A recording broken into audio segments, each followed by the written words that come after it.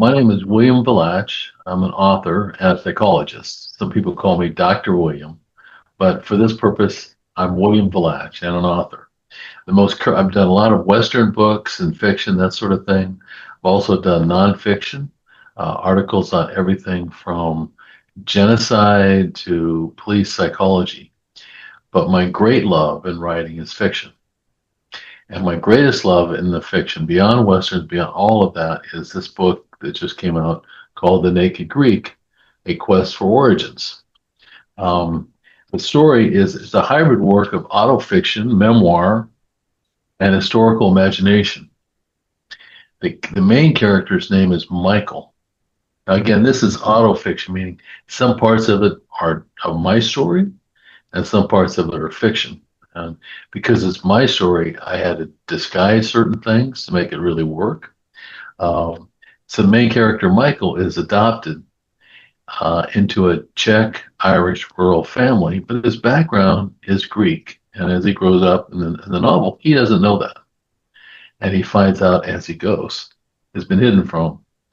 So the whole narrative includes everything from the mythic, ancestral, political fragments, stretching, and it goes from ancient Sparta, it goes from the earliest Western civilizations in Crete, the Minoan civilization, and there's little fragments all the way through the novel, going up to the main character's grandfather leaving Greece in the late 19th century.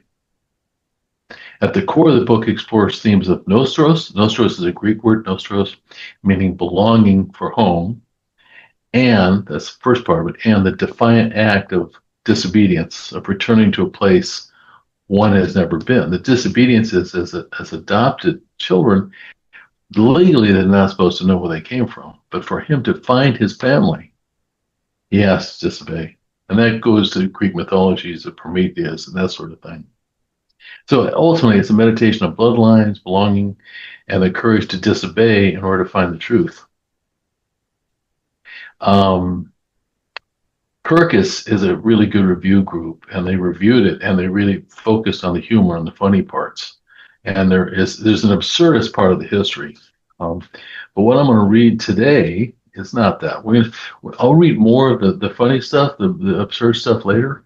Right now, this is going to focus on the very, very beginning of how the character finds out his biological father has died, and he goes to the funeral.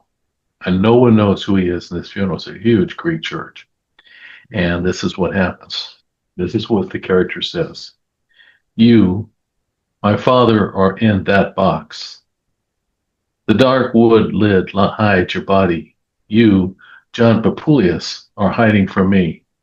Again.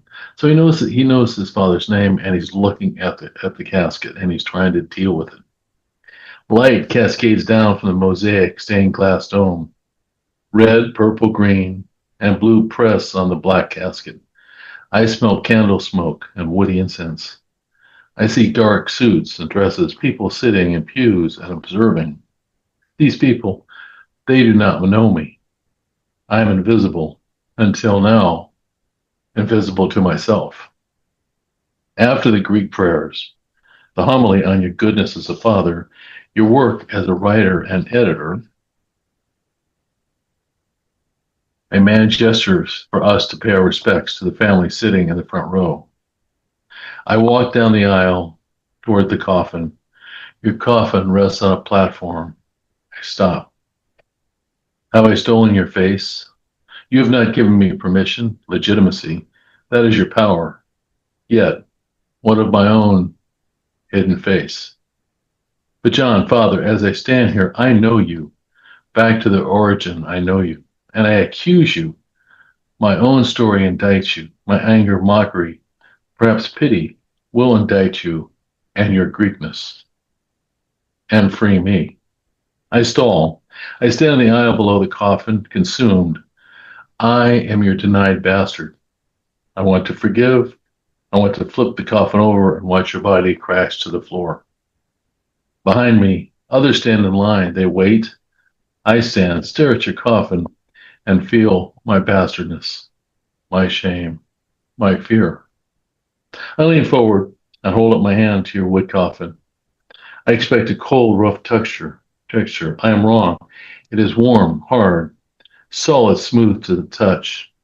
Something emanates from it. Death, the feeling of dread, the emptiness I felt kneeling at my other father's deathbed. It takes over me, swamps me. My fingers spread out across the side of your casket. The fragment of time and touch merges the plural historical you, the many Greek fathers whom I welcome, laugh with, and accuse, with the singular me, shaped by disconnected, rejected past.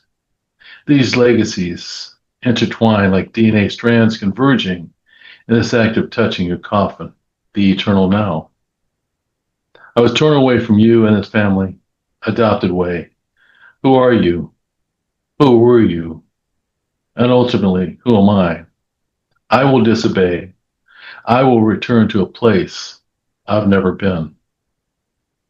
So that's the beginning of the novel. It starts right when the character is trying to understand his background and where he came from. And that starts off a very serious part of the novel, his exploration from a child trying to find his Greek family.